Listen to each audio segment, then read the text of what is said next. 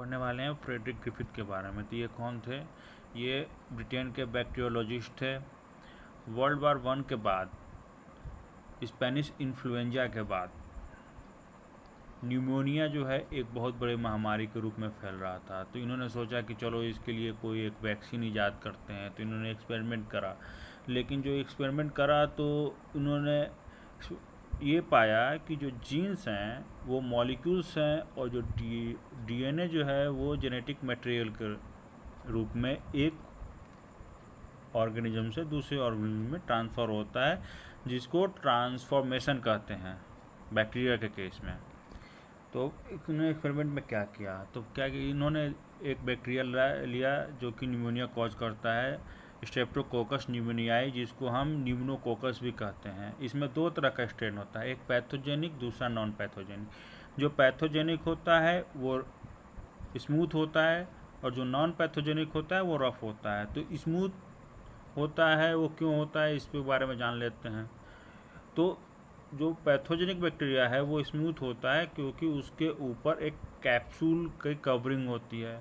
अब ये कैप्सूल क्या करता है? कैप्सूल जो है वो होस्ट मैकेनिज्म से बैक्टीरिया की रक्षा करता है। मतलब ये एक डिफेंस सिस्टम है कि होस्ट इम्यून सेल्स जो हैं इसको मारे नहीं।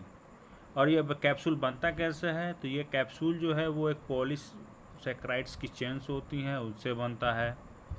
तो यहाँ तक बात क्लियर। अब आगे बढ़ते हैं कि उन्होंने एक्सपेरिमेंट में किया क्या था और कैसे परफॉर्म किया था। तो सबसे पहले इन्होंने क्या किया कि जो रफ स्ट्रेन थे न्यूमोकोकस का, उसको माइस में इंसर्ट किया। तो उन्होंने देखा कि जो माइस है वो जीवित है, मतलब वो मरा नहीं है। दूसरी बार उन्होंने क्या किया कि जो स्मूथ स्ट्रेन है उसको माइस में इंसर्ट किया, तो उन्होंने देखा कि माइस डाई। तीसरे में क्या किया कि जो स्मूथ स्ट्रेन है उसको हिट किल किया, मतलब ऐसा कर दिया कि उसकी जो पैथोजेनिसिटी है वो उससे ख़त्म हो गई। तो इससे क्या हुआ, जब फिर उसको डाला माइस में तो माइस जो है फिर से वो मरा नहीं, वो जीवित रहा।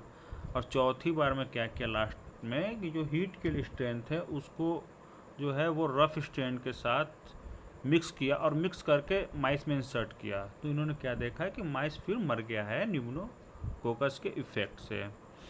इससे इन्होंने ये पाया कि ऐसा कुछ है जो स्मूथ स्ट्रेन से रफ स्ट्रेन में जा रहा है, जिसके कारण रफ स्ट्रेन में पैथोजेनिसिटी आ रही है। तो इसको इन्होंने ट्रांसफॉर्मेशन कर दिया। और ट्रांसफॉर्मेशन होता क्या है? The uptake of genetic material from an external source resulting in the acquisition of new trades.